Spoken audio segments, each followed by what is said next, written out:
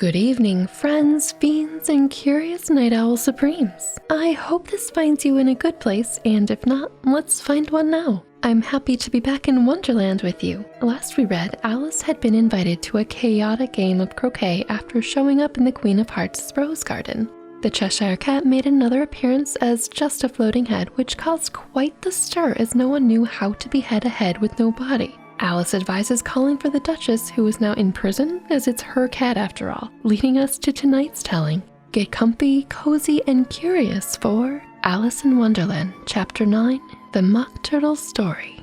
"You can't think how glad I am to see you again, you dear old thing," said the Duchess as she tucked her arm affectionately into Alice's as they walked off together. Now, if you'll remember, the Duchess and Alice did not part on good terms. Alice was very glad to find her in such a pleasant temper, and thought to herself that perhaps it was only the pepper that had made her so savage when they met in the kitchen.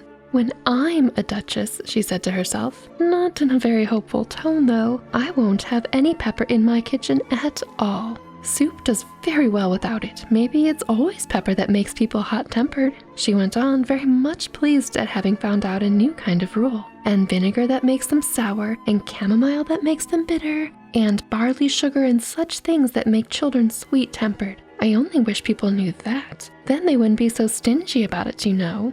Cool, so Alice just makes up a ton of rules and declares that she shall be a Duchess one day. She had quite forgotten the Duchess by this time and was a little startled when she heard a voice close to her ear. "You're thinking about something, my dear, and that makes you forget to talk. I can't tell you just now what the moral of that is, but I shall remember it in a bit." "Perhaps it hasn't one," Alice ventured to remark. "Tut, tut, child," said the Duchess. "Everything's got a moral, if only you can find it." And she squeezed herself up closer to Alice's side as she spoke. Alice did not much like keeping so close to her. I can't blame her. First, because the Duchess was very ugly. Ooh, that's harsh. And secondly, because she was exactly the right height to rest her chin on Alice's shoulder. And it was an unfortunately sharp chin.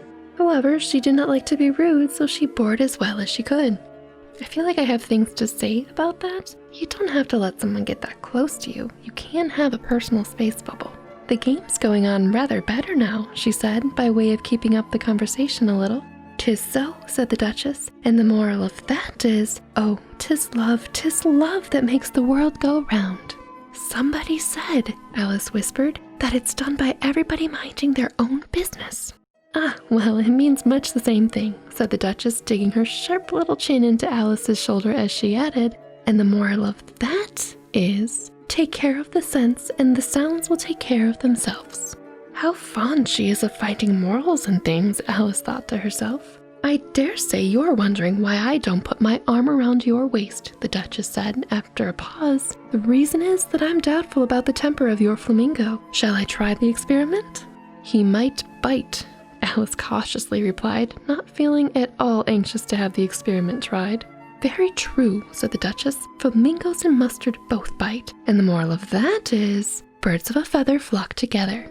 "Only mustard isn't a bird," Alice remarked. "Right as usual," said the Duchess. "What a clear way you have of putting things." "It's a mineral, I think," said Alice. "Of course it is," said the Duchess, who seemed ready to agree with everything that Alice said. "There's a large mustard machine near here, and the moral of that is, the more there is of mine, the less there is of yours." "Oh, I know!" exclaimed Alice, who had not attended to this last remark. "It's a vegetable. It doesn't look like one, but it is." "I quite agree with you," said the Duchess, "and the moral of that is, be what you would seem to be, or, if you'd like to put it more simply, never imagine yourself not to be otherwise than what it might appear to others that what you were or might have been was not otherwise than what you had been would have appeared to them to be otherwise." For all of you listening, I'm so sorry. I hope I said that right. That's a crazy tongue twister.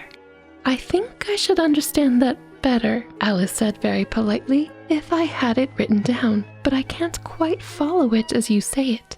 And Alice, my dear, I can't quite follow it as I read it, and it is written down." "That's nothing to what I could say if I chose," the Duchess replied in a pleased tone. "Pray don't trouble yourself to say it any longer than that," Alice said. "Oh, don't talk about trouble," said the Duchess. "I make you a present of everything I've said as yet." A cheap sort of present, thought Alice. I'm glad people don't give birthday presents like that. but she did not venture to say it out loud. Thank goodness. Thinking again? The Duchess asked with another dig of her sharp little chin. I've a right to think, said Alice sharply, for she was beginning to feel a little worried. Ordinarily I find Alice to be the abrasive one in the book, but now I find myself on her side. The Duchess is just something else. Just about as much right, said the Duchess, as pigs have to fly and the...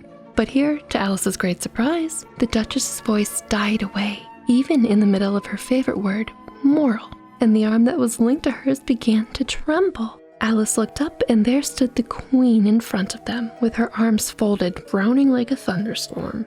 A fine day, Your Majesty, the Duchess began in a low, weak voice. Now I give you fair warning, shouted the Queen, stamping on the ground as she spoke. Either you or your head must be off, and that in about half no time. Take your choice. The Duchess took her choice and was gone in a moment. Let's go on with the game, the Queen said to Alice, and Alice was much too frightened to say a word, but slowly followed her back to the croquet ground. The other guests had taken advantage of the Queen's absence and were resting in the shade. However, the moment they saw her, they hurried back to the game, the Queen merely remarking that a moment's delay would cost them their lives. No big deal, no big deal. All the time they were playing, the Queen never left off quarreling with the other players and shouting, "Off with his head," or "Off with her head." Those whom she sentenced were taken into custody by the soldiers, who, of course, had to leave off being arches to do this, so that, by the end of a half an hour or so, there were no arches left, and all the players except the King, Queen, and Alice were in custody and under sentence of execution. That is one way to win a croquet game. Then the Queen left off quite out of breath and said to Alice, "Have you seen the mock turtle yet?" "No," said Alice. "I don't even know what a mock turtle is." "It's the thing mock turtle soup is made from," said the Queen. "I never saw one or heard of one," said Alice. "Come on then," said the Queen, "and he shall tell you his history." As they walked off together, Alice heard the King say in a low voice to the company generally, "You are all pardoned." Come, that's a good thing, she said to herself, for she had felt quite unhappy at the number of executions the Queen had ordered. They very soon came upon a Gryphon, lying fast asleep in the sun. If you don't know what a Gryphon is, look at the picture. Dear listeners, I am so sorry. I don't have a picture to show you of a Gryphon at this time, but it's a beaked creature with feathers and wings and a lion's tail and lion's hind legs. I feel like Gryphons are a pretty common occurrence by this time, and we have Google image search as well, so never worry. "Up, lazy thing," said the Queen, "and take this young lady to see the mock turtle, and to hear his history. I must go back and see after some executions I have ordered." And she walked off, leaving Alice alone with the Gryphon. Alice did not quite look at the creature, but on the whole she thought it would be quite as safe to stay with it as to go after that savage Queen, so she waited. The Gryphon sat up and rubbed its eyes. Then it watched the Queen till she was out of sight. Then it chuckled. "What fun," said the Gryphon, half to itself, half to Alice. "What is the fun?" said Alice. "Why, she," said the Gryphon. "It's all her fancy, that. They never executes nobody, you know. Come on." Everybody says "come on" here, thought Alice as she went slowly after it. I was never so ordered about in all my life. Never. They had not gone far before they saw the mock turtle in the distance, sitting sad and lonely on a little ledge of rock, and as they came nearer, Alice could hear him singing as if his heart would break. She pitied him deeply. "What is his sorrow?" she asked the Gryphon, and the Gryphon answered very nearly in the same words as before. "It's all his fancy, that. He hasn't got no sorrow, you know. Come on." So they went up to the mock turtle, who looked at them with large eyes full of tears, but said nothing. I mean, the turtle certainly seems sad and sorrowful. Just because you don't know what's going on inside doesn't mean they're not sad. "This here young lady," said the Gryphon, "she wants for to know your history, she do." "I'll tell it her," said the mock turtle in a deep, hollow tone. "Sit down, both of you, and don't speak a word till I've finished." That's a good lesson for Alice, who has a very bad habit of interrupting all the time, just like I did. I'm so sorry. So they sat down, and nobody spoke for some minutes. Alice thought to herself, I don't see how he can ever finish if he doesn't begin. But she waited patiently.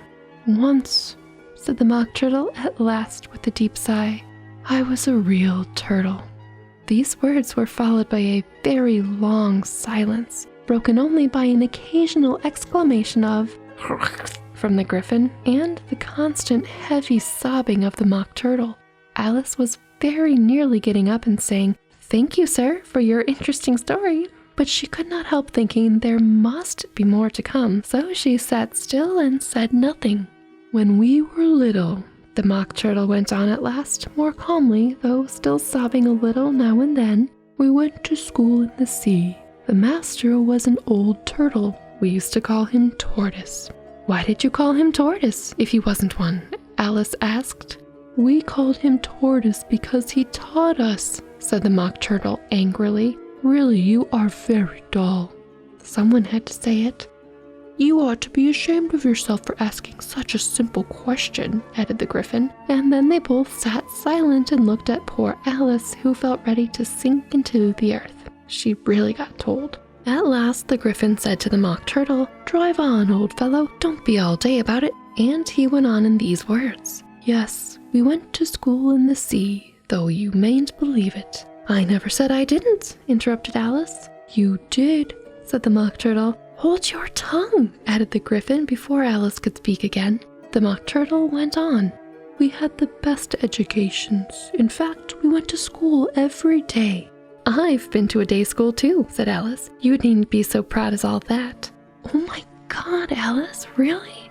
"With extras?" asked the Mock Turtle a little anxiously. "Yes," said Alice. "We learned French and music." "And washing?" said the Mock Turtle. "Certainly not," said Alice indignantly.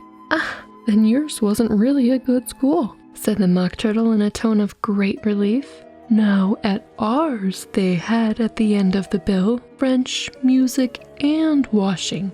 Extra." "You couldn't have wanted it much," said Alice, "living at the bottom of the sea." "I couldn't afford to learn it," said the Mock Turtle with a sigh. "I only took the regular course."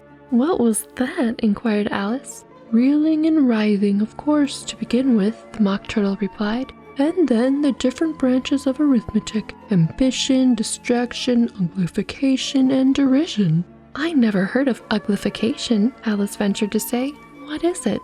The Gryphon lifted up both its paws in surprise. "You've never heard of uglifying?" it exclaimed. "You know what to beautify is, I suppose." "Yes," said Alice doubtfully. "It means to make anything prettier." "Well then," the Gryphon went on, "if you don't know what to uglify is, you are a simpleton."